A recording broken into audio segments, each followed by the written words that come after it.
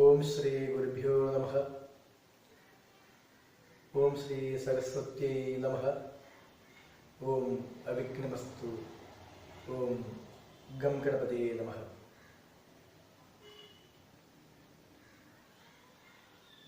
ഞാൻ വൈഖരി മോഹൻ തിരുവല്ലുവാമല.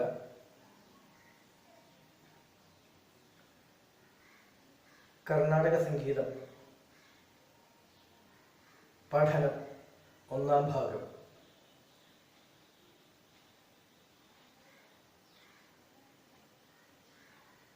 ഭാരതീയ സംഗീതത്തിൽ രണ്ട് പ്രധാന ശാഖകളാണ് ഉള്ളത്. അത് ദക്ഷിണേന്ത്യൻ സംഗീതം, ഉത്തരേന്ത്യൻ സംഗീതം. South Indian music and north Indian music. എല്ലാവർക്കും സുപരിചിതമായിട്ടുള്ളതാണ് ഇത്. ഈ രണ്ട് പ്രധാന ശാഖകളും ചേർന്നതാണ് നമ്മുടെ ഭാരതീയ സംഗീതം. അതിൽ നമ്മുടെ ദക്ഷിണേന്ത്യൻ സംഗീതം ഉത്തരേന്ത്യൻ സംഗീതത്തെക്കാളും കുറച്ചുകൂടി അതിവിപുലവുമാണ്. കാരണം 72 മേളകർത്താരാഗ പദ്ധതിയിലൂടെയാണ് ഈ ദക്ഷിണേന്ത്യൻ സംഗീതം രൂപപ്പെടുത്തിയിരിക്കുന്നത്.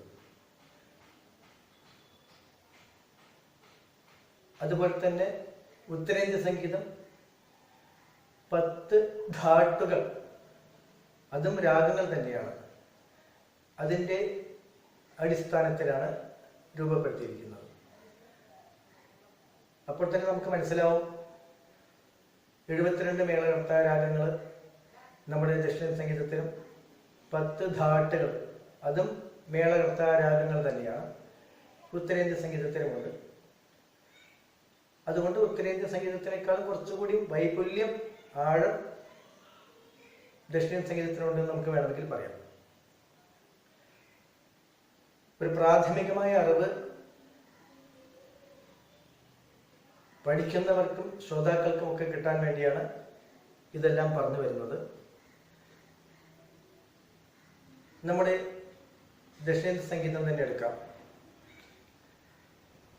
പിന്നെ ഏത് സംഗീതമായാലും അത് ശ്രുതി താള നിബദ്ധമായിരിക്കണം. ശ്രുതി മാത ലയപിത, ഇതാണ് ഭാരതീയ സനാതന വീക്ഷണം, സംഗീത വീക്ഷണം. അതായത് ശ്രുതി അമ്മയും താളം അച്ഛനും ആയിട്ടാണ് സങ്കല്പം. എന്തുകൊണ്ടെന്നാൽ ഏതൊരു കുഞ്ഞിനെയും നയിക്കുന്നത് അമ്മയും അച്ഛനുമാണ് ശരിയായ പാതയിൽ.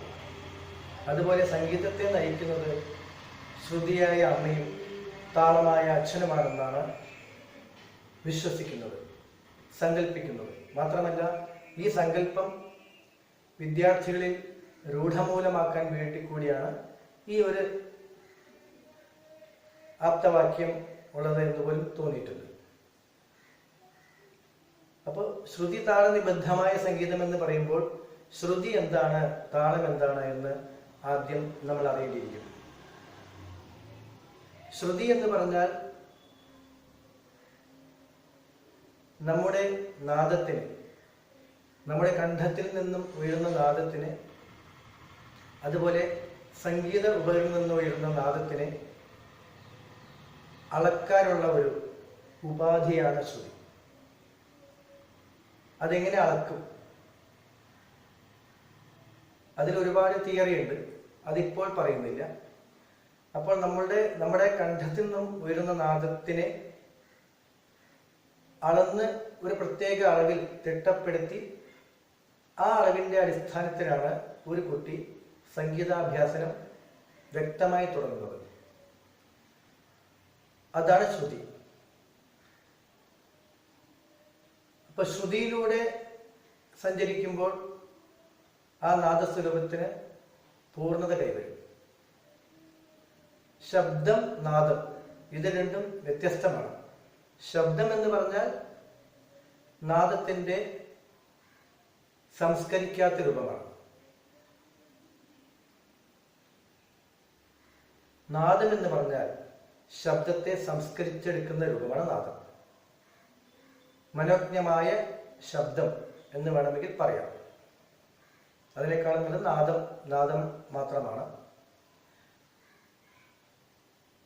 അപ്പോൾ നമ്മളിൽ അലിഞ്ഞു ചേർന്നിട്ടുള്ള നാദസ്വരൂപത്തിനെ ശ്രുതിയിലൂടെ പുറത്തു കൊണ്ടുവരിക, അതാണ് സംഗീതത്തിൻ്റെ ആദ്യത്തെ ധർമ്മം, ആദ്യത്തെ പഠന രീതി. അതാണ് അറിവുള്ള അധ്യാപകർ വിദ്യാർത്ഥികൾക്ക് വ്യക്തമായി പകർന്ന് നൽകുന്നത്.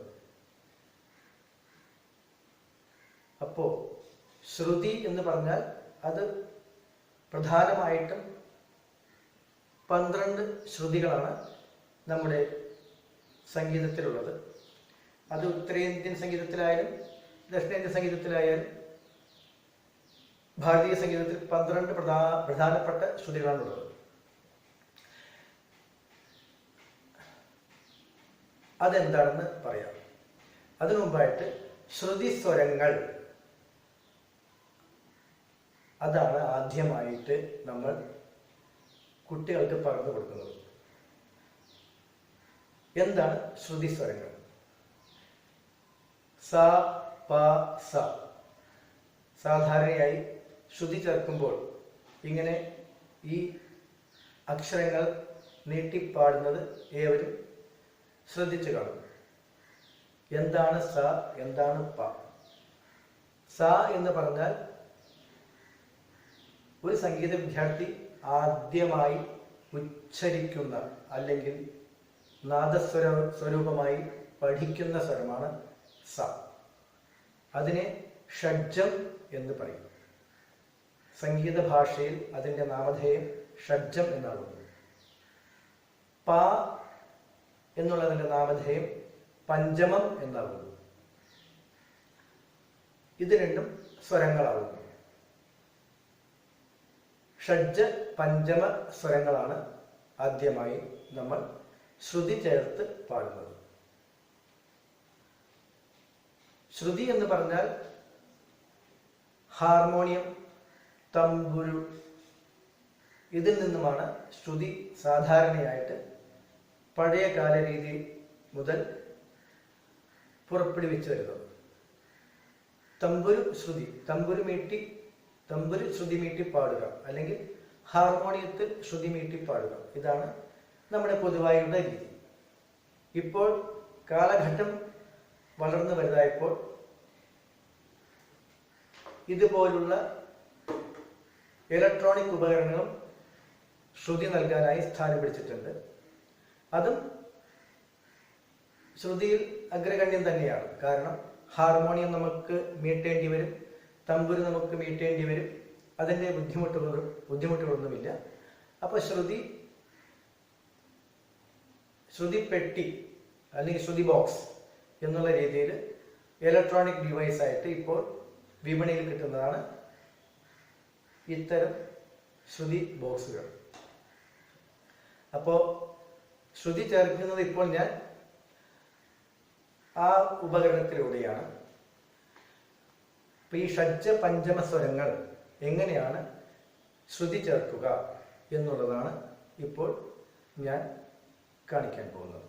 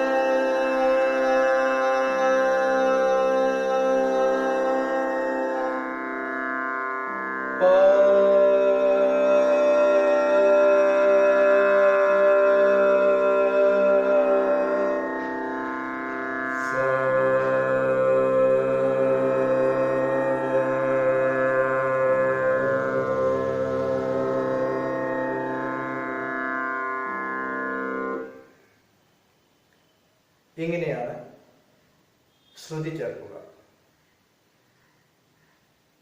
സംഗീതം അറിയുന്നവർക്ക് ഈ വീഡിയോ കാണുമ്പോൾ അത് വ്യക്തമായി മനസ്സിലാവും. അധികം സംഗീതം പഠിക്കാത്തവർക്കോ അല്ലെങ്കിൽ സംഗീത ശ്രോതാക്കൾക്കോ ഒരുപക്ഷെ മനസ്സിലായിട്ടില്ലെങ്കിൽ ഇതിനെക്കുറിച്ച് ഞാൻ എന്തായാലും പറയുന്നുണ്ട്. അപ്പോൾ ഒരു വ്യക്തമായിട്ടുള്ള ഒരു ദീർഘനാദസ്വരൂപമാണ് ഈ ശ്രുതി ബോക്സിലൂടെ പുറത്തു വരുന്നത്. അത് തുടർച്ചയായിട്ടുള്ള ഒരു ധ്വനിയാണ്.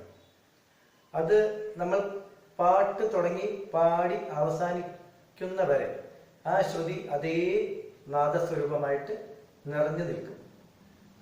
അതാണ് അമ്മ, ശ്രുതിമാത. ഈ ശ്രുതിയെ അടിസ്ഥാനപ്പെടുത്തിയാണ് നമ്മൾ ശ്രുതി ചേർത്ത് പാടുന്നത്.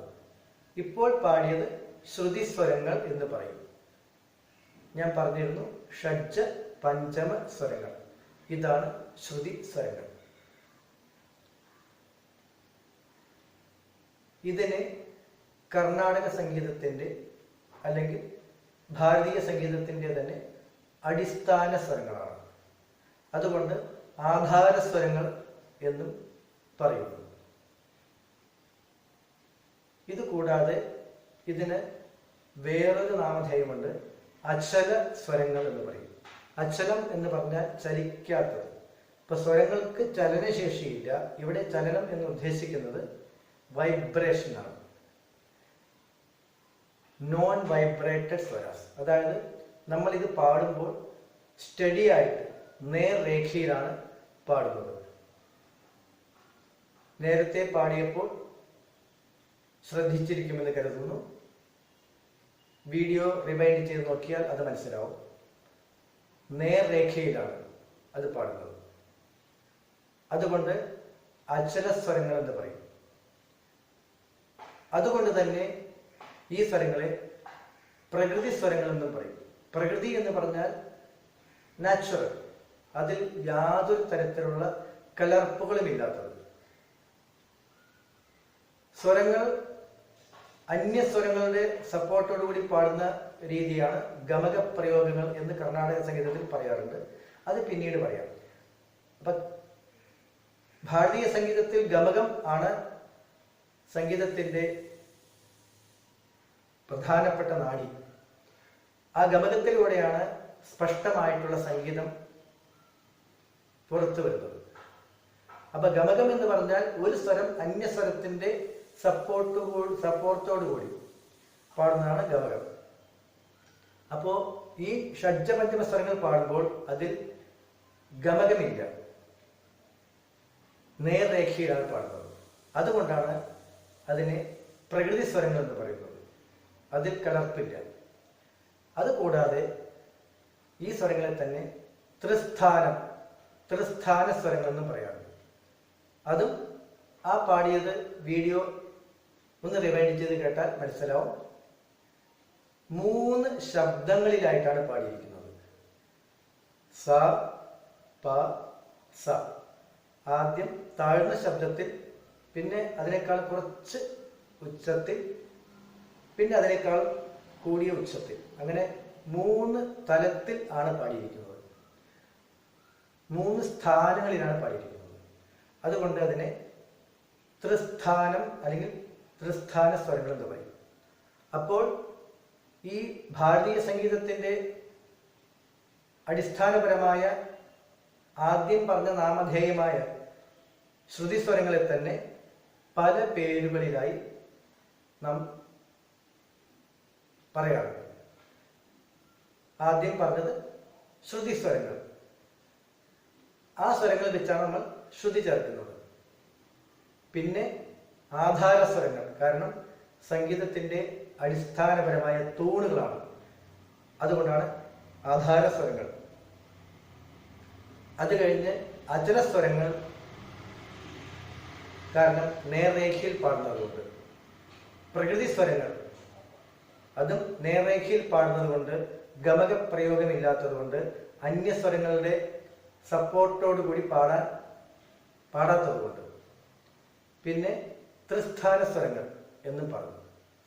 ഇങ്ങനെയാണ് ഇതിൻ്റെ ചുരുക്കിയുള്ള ഒരു പ്രതിപാദനം. ശ്രുതിസ്വരങ്ങളെക്കുറിച്ച് ഏവർക്കും ചെറിയ രീതിയിൽ മനസ്സിലായി കാണുമെന്ന് വിചാരിക്കുന്നു. ഇതാണ് ഭാരതീയ സംഗീത പഠനത്തിൽ ആദ്യമായി വിദ്യാർത്ഥികൾക്ക് പകർന്നു കൊടുക്കേണ്ടതും പഠിക്കേണ്ടതും. ഇത് കഴിഞ്ഞിട്ടാണ് നമ്മൾ സപ്തസ്വരങ്ങളിലേക്ക് പോകുന്നത്. സപ്തസ്വരങ്ങൾ എന്ന് പറയുമ്പോൾ 7 സ്വരങ്ങൾ. അത് ഏവർക്കും അറിയാം. സ, രി, ഗ, മ, പ, ധ, നി. സപ്തസ്വരങ്ങൾ. സപ്തം എന്ന് പറഞ്ഞാൽ 7. ഏവർക്കും അറിയാം. സപ്തം എന്ന വാക്കിന് ഭാരതീയ സനാതന മൂല്യങ്ങളിൽ അത്യുന്നത സ്ഥാനം തന്നെയുണ്ട്.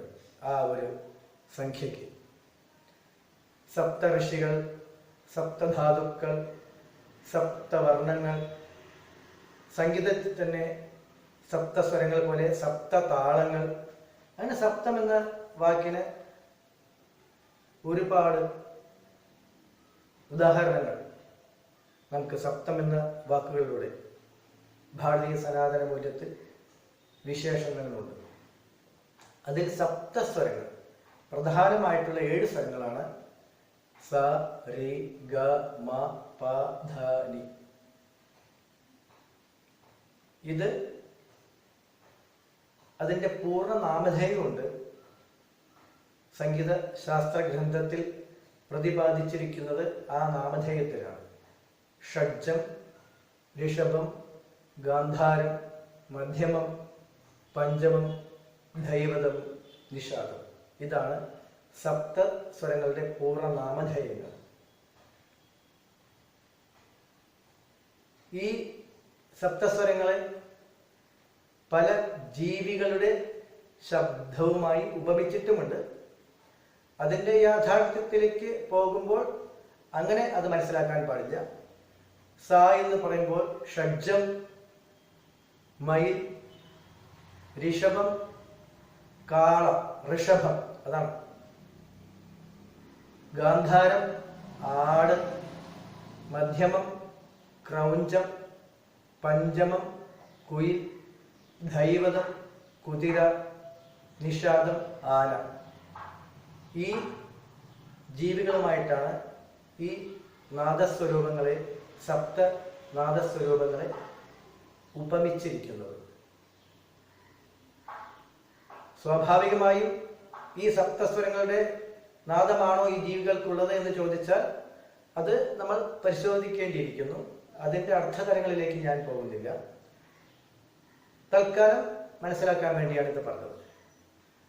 ഇതാണ് സപ്തസ്വരങ്ങൾ. സപ്തസ്വരങ്ങൾ പാടുമ്പോൾ രാഗാധിഷ്ഠിതമായിട്ടാണ് നമ്മൾ പാടുന്നത്. അപ്പോഴാണ് ഈ കർണാടക സംഗീതത്തിലെ, ദക്ഷിണേന്ത്യൻ സംഗീതത്തിലെ മേളകർത്താരാഗങ്ങളുടെ പ്രസക്തി വരുന്നത്. 72 സമ്പൂർണ്ണ മേളകർത്താരാഗ പദ്ധതിയാണ് നമ്മുടെ ദക്ഷിണേന്ത്യൻ കർണാടക സംഗീതത്തിൽ ഉള്ളത്. പ്രധാനമായിട്ട് 72 മേളകർത്താരാഗങ്ങൾ എന്ന് പറയുമ്പോൾ ഈ രാഗങ്ങൾ കൂടാതെ ഇതിൽ നിന്നും ഉത്ഭവിച്ചിട്ടുള്ള ജന്യരാഗങ്ങൾ നിരവധിയാണ്. അപ്പോൾ 72 മേളകർത്താരാഗ പദ്ധതിയിൽ നമ്മുടെ സംഗീതം ഒതുങ്ങുന്നില്ല. 10,000-കണക്കിന് രാഗങ്ങളുണ്ട്. ഓരോ രാഗത്തു നിന്നും 400-ലധികം ജന്യരാഗങ്ങൾ ഉണ്ടാക്കാം. അതാണ് ഇതിൻ്റെ പദ്ധതി. അത് സംഗീതശാസ്ത്രം വ്യക്തമായി പഠിച്ചു വരുമ്പോൾ ആ വിദ്യാർത്ഥികൾക്ക് മനസ്സിലാവും. വ്യക്തമായ പഠനത്തിലൂടെ മാത്രമേ ഇത് മനസ്സിലാക്കാൻ സാധിക്കുകയുള്ളൂ. അപ്പോൾ നമുക്ക് ആലോചിച്ച് നോക്കിയാൽ 10,000-കണക്കിന് രാഗങ്ങളുണ്ടെന്ന് മനസ്സിലാവും. അപ്പോൾ 10,000-കണക്കിന് രാഗങ്ങൾ നമ്മൾ പഠിക്കേണ്ട ആവശ്യമില്ല. പ്രധാനപ്പെട്ട രാഗങ്ങൾ പഠിക്കുന്നതിലൂടെ മറ്റുള്ള രാഗങ്ങളും കൈകാര്യം ചെയ്യാൻ സാധിക്കും എന്നുള്ളതാണ് വ്യക്തമായ സംഗീത പഠനത്തിലൂടെ മനസ്സിലാക്കേണ്ടത്. ആ രീതിയിലുള്ള പഠനത്തിലൂടെ മാത്രമേ അത് സാധിക്കുകയും ചെയ്യുകയുള്ളൂ. അപ്പോൾ 72 മേളകർത്താരാഗ പദ്ധതിയിൽ 15ാമത്തെ മേളകർത്താരാഗമായിട്ടുള്ള മായാ മാളവ ഗൗളയാണ് ആദ്യമായി കർണാടക സംഗീതത്തിൽ, ദക്ഷിണേന്ത്യൻ സംഗീതത്തിൽ പഠിപ്പിക്കുന്ന രാഗം, മംഗളകരമായ രാഗം. ഒന്നാമത്തെ രാഗമല്ല പഠിപ്പിക്കുന്നത്, 15ാമത്തെ മേളകർത്താരാഗം എന്നാണ് അതിനെ വിശേഷിപ്പിക്കുന്നത്. 72 മേളകർത്താരാഗങ്ങളിൽ 15ാമത്തെ മേളകർത്താരാഗമായിട്ടുള്ള മായ മാളവ ഗൗളയാണ് ആദ്യമായി പഠിപ്പിക്കുന്നത്. മാത്രമല്ല അത് സംഗീത വിദ്യാർത്ഥികൾക്ക് അതിൻ്റെ സ്വരത്തിൻ്റെ ക്രമപ്പെടുത്തലനുസരിച്ച് പഠിക്കുവാൻ എളുപ്പമാണ് താനും. അങ്ങനെയാണ് സംഗീത പിതാമഹന്മാരെല്ലാം പറഞ്ഞു വെച്ചിരിക്കുന്നത്. കർണാടക സംഗീതത്തിന്റെ പിതാമഹനായി അറിയപ്പെടുന്ന ശ്രീ പുരന്ദരദാസർ അവർകളാണ് ഇപ്പോഴത്തെ സംഗീത ശാസ്ത്ര പാഠ്യപദ്ധതി നിർമ്മിച്ചിരിക്കുന്നത്. അദ്ദേഹത്തിന്റെ ആ രീതിയിലുള്ള പഠനമാണ് ഇപ്പോൾ നമ്മൾ ആ കാലഘട്ടം മുതൽ പിന്തുടർന്നു വരുന്നത്. അതുപോലെ തന്നെ 72 മേളകർത്താരാഗ പദ്ധതി ശ്രീ വെങ്കിടമഖി എന്ന ഒരു വാഗ്ഗേയകാരൻ, സംഗീത വിദ്വാനാണ് ആ 72 മേളകർത്താരാഗ പദ്ധതി ചിട്ടപ്പെടുത്തിയത്. 72 മേളകർത്താരാഗങ്ങളുടെ പട്ടിക ഈ 2 പ്രമുഖ സംഗീത വിദ്വാൻമാരുടെയും ഒരു പഠന രീതിയാണ് ഇന്ന് ഭാരതീയ ദക്ഷിണേന്ത്യൻ സംഗീത സമ്പ്രദായത്തിൽ അവലംബിക്കപ്പെടുന്നത്. അപ്പോൾ സപ്തസ്വരങ്ങൾ മേളകർത്താരാഗമായിട്ടുള്ള മായാ മാളവഗൗളയിൽ, 15ാമത്തെ മേളകർത്താരാഗമായിട്ടുള്ള മായാ മാളവഗൗളയിലാണ് ആദ്യമായി പാടുന്നത്. അതെങ്ങനെയാണ് പാടേണ്ടത്? ഞാനിന്ന് സപ്തസ്വരങ്ങൾ 4 കാലത്തിൽ പാടി കേൾപ്പിക്കാം. അതിൻ്റെ വിശദ വിവരങ്ങളിലേക്ക് അടുത്ത വീഡിയോയിലൂടെ നമുക്ക് പോവാം. സപ്തസ്വരങ്ങൾ 4 കാലത്തിൽ ശ്രുതി ചേർത്ത് ഒരു സംഗീത വിദ്യാർത്ഥി എങ്ങനെയാണ് പാടേണ്ടത് എന്നുള്ളതാണ് ഇപ്പോൾ ഞാൻ കാണിക്കാൻ പോകുന്നത്.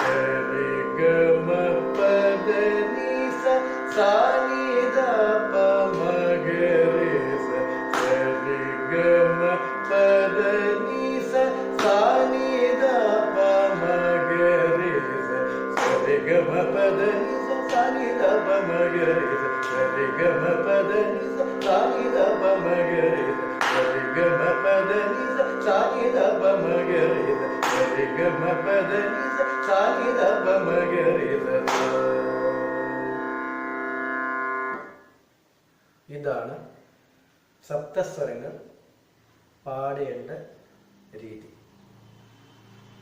ഇത് കേൾക്കുന്നവർക്ക്, സംഗീതം പഠിക്കാത്തവർക്ക് ചിലപ്പോൾ ഇതിനെക്കുറിച്ച് മനസ്സിലാവില്ല. 4 സ്പീഡിൽ പാടിയത് ശ്രദ്ധിച്ചിട്ടുണ്ടാവും. അതായത് ആദ്യം വളരെ മെല്ലെ, പിന്നെ അതിനേക്കാളും കുറച്ചുകൂടി വേഗത്തിൽ, പിന്നെ കുറച്ചുകൂടി വേഗത്തിൽ, പിന്നെ കുറച്ച് നല്ല വേഗത്തിൽ, ഫാസ്റ്റായിട്ട്, ഇങ്ങനെ 4 സ്പീഡ്, അതായത് 4 കാലം. 1-ാം കാലം, 2-ാം കാലം, 3-ാം കാലം, 4-ാം കാലം. ഈ 4 കാലത്തിലാണ്, കാലം എന്ന് പറഞ്ഞാൽ സമയം, സ്പീഡ്, അത് തന്നെയാണ് അർത്ഥം. ഈ 4 കാലത്തിലാണ് ഈ 15ാമത്തെ മേളകർത്താരാഗമായിട്ടുള്ള മായാമാളവഗൗള രാഗത്തിൽ സപ്തസ്വരങ്ങൾ പാടിയത്. അതായത് ആരോഹണ അവരോഹണ ക്രമത്തിൽ. ആരോഹണം എന്ന് പറഞ്ഞാൽ ശബ്ദം ക്രമാതീതമായി കൂടി കൂടി പോകുന്നത് ആരോഹണം, തിരിച്ച് കുറഞ്ഞ് കുറഞ്ഞ് വരുന്നത് അവരോഹണം. അത് കേട്ടാൽ മനസ്സിലാവും. നമ്മൾ സാരി ഗ മ പ ധ നീ സ എന്ന് പാടുമ്പോൾ ഗ്രാജുവലായിട്ട് ശബ്ദം കൂടി കൂടി പോയി, പിന്നെ തിരിച്ച് സ നീ ദ പ മ ഗ രി സ എന്ന് തിരിച്ചു പോകും. അപ്പൊ ആരോഹണം അവരോഹണ ക്രമം. ആരോഹണം അവരോഹണം എന്ന് നമ്മൾ പല മേഖലയിലൂടെയും കേട്ടിട്ടുണ്ടാവും. പർവ്വതാരോഹണം എന്നൊക്കെ പറയാറുണ്ട്, അവരോഹണം. അപ്പോൾ ആരോഹണ അവരോഹണ ക്രമത്തിൽ 4 കാലത്തിൽ മായാമാളവഗൗള രാഗത്തിൽ ദക്ഷിണേന്ത്യൻ കർണാടക സംഗീതത്തിലെ സപ്തസ്വരങ്ങൾ പാടുന്ന വിധമാണ് ഇപ്പോൾ ഞാൻ ഇവിടെ കാണിച്ചു തന്നത്. അതുപോലെ ശ്രുതിസ്വരങ്ങൾ. ഇപ്പൊ ശ്രുതിസ്വരങ്ങൾ, അവയെക്കുറിച്ച് ഞാൻ വ്യക്തമായിട്ട് ഞാൻ ഇവിടെ പ്രതിപാദിച്ചിട്ടുണ്ട്. സപ്തസ്വരങ്ങളെ കുറിച്ച് ഞാൻ പാടി കാണിച്ചതേ ഉള്ളൂ. അത് അടുത്ത വീഡിയോയിലൂടെ വ്യക്തമാക്കി തരാം. അപ്പൊ സ്വരങ്ങൾ പാടുമ്പോൾ ഞാൻ വലത് കയ്യിൽ താളം ചെയ്തിരുന്നു, താളം പിടിച്ചിട്ടുണ്ടായിരുന്നു. അപ്പൊ താളത്തിനെ കുറിച്ച് മനസ്സിലാക്കേണ്ടി വരും. ഇപ്പൊ താളം എന്ത്, ആ താളത്തിൽ എങ്ങനെയാണ് സപ്തസ്വരങ്ങൾ പാടേണ്ടത് എന്നെല്ലാം അടുത്ത വീഡിയോയിലൂടെ പ്രതിപാദിക്കുന്നതായിരിക്കും. ഈ വീഡിയോ സശ്രദ്ധം കേട്ട് സംശയങ്ങളുണ്ടെങ്കിൽ അത് യൂട്യൂബിൽ ചോദിക്കാം, അല്ലെങ്കിൽ പേഴ്സണലായി വിളിച്ച് ചോദിക്കാം, എപ്പോൾ വേണമെങ്കിൽ ചോദിക്കാം. അതിനുള്ള വ്യക്തമായിട്ടുള്ള മറുപടി സംശയം തീർത്തു തരുന്നതായിരിക്കും. ഭാരതീയ സനാതന മൂല്യാധിഷ്ഠിത പഠനത്തിലെ ഒരു സുപ്രധാന കല കൂടിയാണ് ഈ സംഗീതം. ചതുർവേദങ്ങളിൽ സാമവേദത്തിൽ നിന്നും ഉടലെടുത്തിട്ടുള്ള ഉപവേദമായിട്ടുള്ള ഗാന്ധർവവേദം എന്നാണ് ഈ സംഗീതം വിശേഷിപ്പിക്കപ്പെട്ടത്. ഗാന്ധർവവേദമാണ്, അപ്പോൾ ഉപവേദമാണ്. അപ്പൊ അത്രയും പവിത്രമായിട്ടുള്ള ഒരു സംഗീതമാണ് നമ്മുടെ ഭാരതീയ സംഗീതം, വീക്ഷണ വൈബല്യത്തോടു കൂടിയുള്ള സംഗീതം. അവസാനമായി ശ്രുതിസ്വരങ്ങൾ ഒന്നുകൂടി പാടിക്കൊണ്ട് ഈ വീഡിയോ അവസാനിപ്പിക്കും.